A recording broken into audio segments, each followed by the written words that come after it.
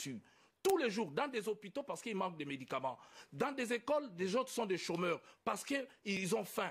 Allez dans des pays voisins, vous verrez combien de réfugiés sont des Congolais. C'est inadmissible la situation des Congolais. Oui. La situation des Congolais aujourd'hui. Dans les écoles, ça pue. Les Congolais aujourd'hui souffrent de telle manière que même à l'époque de Mobutu, c'était mieux. Donc les gens commencent même à préférer que Mobutu revienne. Vous pensez que ça, ce n'est pas la mort? On tue tous les jours. Et nous pensons qu'il est grand temps qu'au 31 décembre. Mais vous savez, ça, les tueries, les Congolais n'auront plus peur de ça, puisqu'ils ont vécu. L'indépendance, nous l'avons gagnée. Entre 4 et 6 millions de morts. Alors, oui, l'indépendance, nous l'avons gagnée. La dictature de Mobutu, la population a gagné, et aussi la rébellion de 98, la population a fait échec. Maintenant encore la dictature de Kabila, la population finira toujours par gagner. On ne peut plus régner par défi. Au jour d'aujourd'hui, il partira parce que ce qu'il fait aujourd'hui, il ne fait que piller le pays. Le passeport, le permis de conduire, le bulletin scolaire. Tous les jours, on fait. Les banques n'en parlent même pas. Vous l'avez dit. Alors maintenant, l'État est saigné à blanc par un groupe d'individus, même pas 1000. Il n'a même pas 1000 personnes. Alors, est-ce qu'ils vont faire à 80 millions de Congolais? Il est grand temps qu'on se mette debout, qu'on comprenne une chose, la liberté, on la gagne. Ça ne se donne jamais. Le peuple, au 31 décembre, doit se libérer parce que l'article 64 leur donne cette autorisation. L'ONU s'inquiète en tout cas de la situation, puisque déjà cette semaine, le Conseil de sécurité des Nations Unies s'est réuni à propos de la situation en RDC, en présence du représentant de l'ONU à Kinshasa, Maman Sidikou. Alors, on va voir peut-être ces propos. L'accord politique de décembre 2016 est la seule voie viable pour créer les conditions nécessaires à la tenue d'élections crédibles et apaisées en République démocratique du Congo. À l'heure actuelle, la publication d'un calendrier électoral réaliste, l'établissement d'un budget pour la tenue des élections, la mise en œuvre de mesures de décrispation et la garantie du respect des lois et libertés fondamentales sont les principales conditions à remplir pour faire avancer le processus politique. Il faut donc respecter l'accord, dit Maman Sidikou, mais qui pose également la question du sous-financement de l'organisation du scrutin. Il n'y a pas assez d'argent, Guillaume Manjolo, pour voter. Effectivement, parce que oui, il y a les efforts du gouvernement. Ce sont des efforts individuels, en fait, qui reviennent au gouvernement au jour d'aujourd'hui, parce que tous les partenaires qui avaient promis énormément des choses, des fois, on ne gagne pas. Ça aussi, il faut les relever, parce que c'est un peu facile. Mais laissez-moi revenir d'un pas sur ce qui a été dit par Francis Kalombo. Vous savez, vous passez de la posture à la forfaiture. Vous ne pouvez pas comparer quelqu'un comme Katumbi avec quelqu'un comme Badibanga ou quelqu'un comme Tchibala aujourd'hui. Tchibala a 30 ans. Vous voulez dire en gros l'opposant Katumbi à ceux qui participent aujourd'hui au pouvoir, à vos côtés. Attendez, on est à distance. Oui, c'est pour ça que je précise pour ceux qui nous regardent et qui ne sont pas familiers aux affaires internes de la République démocratique du Congo. Oui.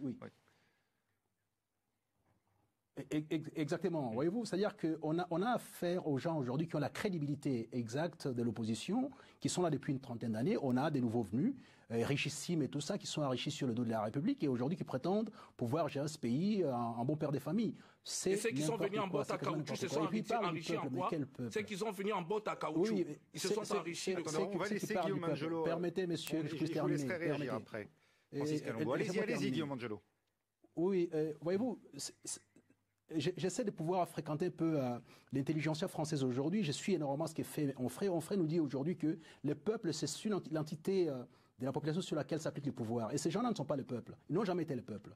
Et quand on a eu des richissimes qui sont sortis au niveau il y a un seul milliardaire et personne d'autre. C'est pas sérieux. Donc maintenant, vous faites allusion à Moïse Katumbi. Ce dit Maman Sidikou, c'est tout à fait. Tout à fait. Ce qui dit Maman Sidikou, c'est tout à fait réaliste. D'ailleurs, si vous suivez ce qui s'est passé aux Nations Unies, il a été dit que maintenant on a besoin du délai raisonnable. Pourquoi?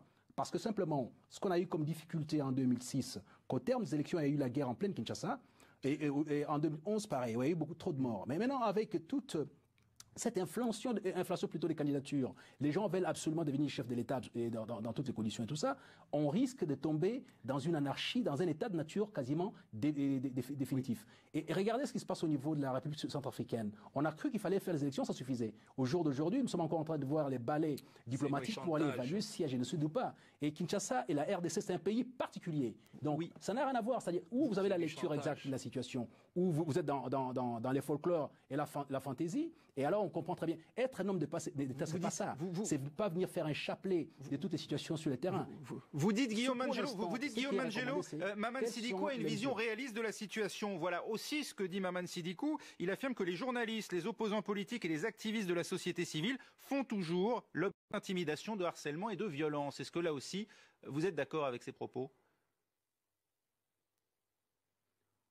savez, vous faites les tours de la CEAC, donc l'Afrique centrale. Dites-moi un seul pays où les conditions de démocratie sont à la hauteur de la RDC.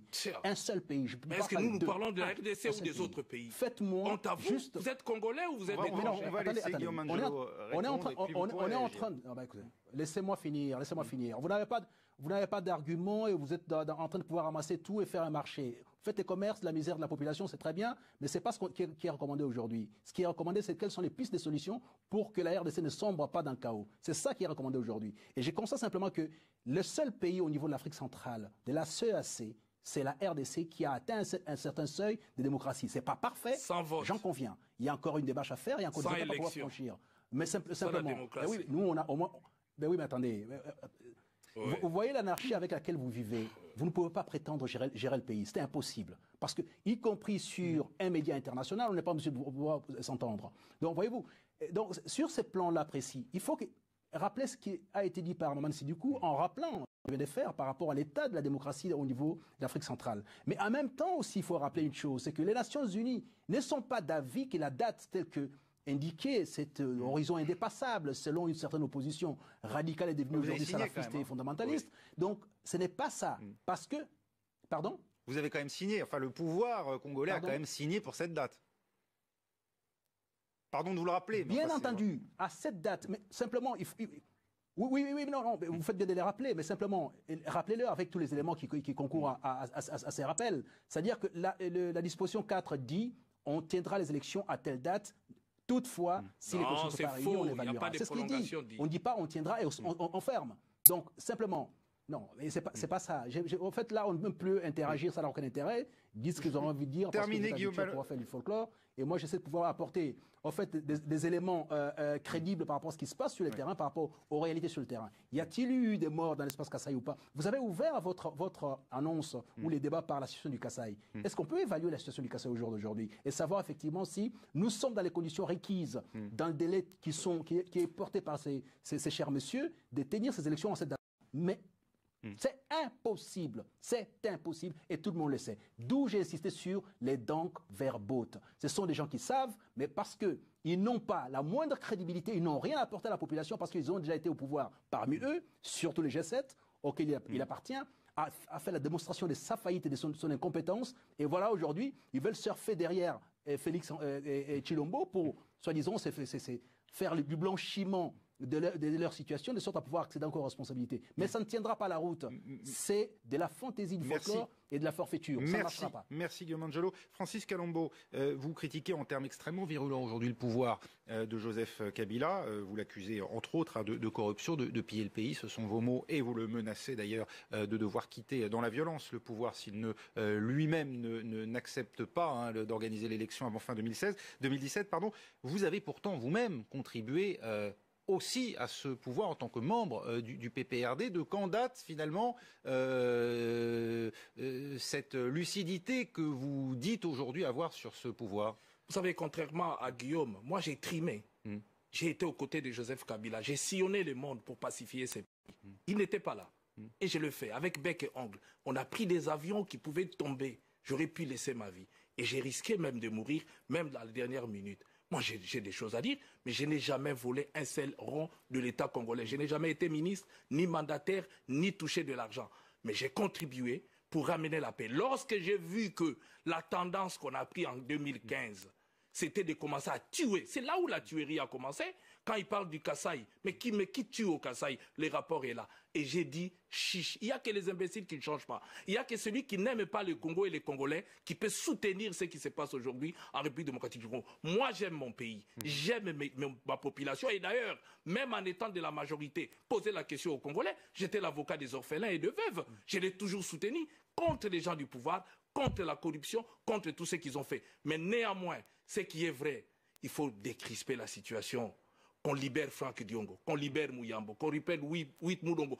Tant de prisonniers politiques sont en train de mourir en prison tous les jours. Qu'on libère les militaires, qu'on libère les policiers qui fassent bien leur travail. Même les journalistes se sont pris en otage. La justice est prise en otage. Il a évoqué la Cour constitutionnel aujourd'hui. Ils ont pris un arrêt par rapport à l'ancien gouverneur Azembe. Qu'est-ce qu'ils ont fait de cet arrêt? Ils sabotent. On oblige la Cour constitutionnelle à prendre un arrêt avec 5 juges au lieu de 7 minimum. Moi, je pense qu'aujourd'hui, c'est la honte. C'est l'arbitraire qui règne en République démocratique du Congo. Il faut les chasser. Il ne faut même pas leur demander de partir. Je crois que le peuple doit se préparer à les chasser. Seule la lutte libère. Ce ne sera pas un cadeau puisque nos parents ont eu l'indépendance suite à un combat. Nous devons nous battre. Même à main nue, les Congolais doivent se mettre debout comme un seul homme, les chasser. Donc nous donnons jusqu'au 20 à ceux qui sont encore de la majorité de rejoindre le camp du peuple et les 31, on va bouter ceux qui resteront de l'autre côté dehors. Il n'y a que ça comme choix, il n'y en a pas d'autre puisque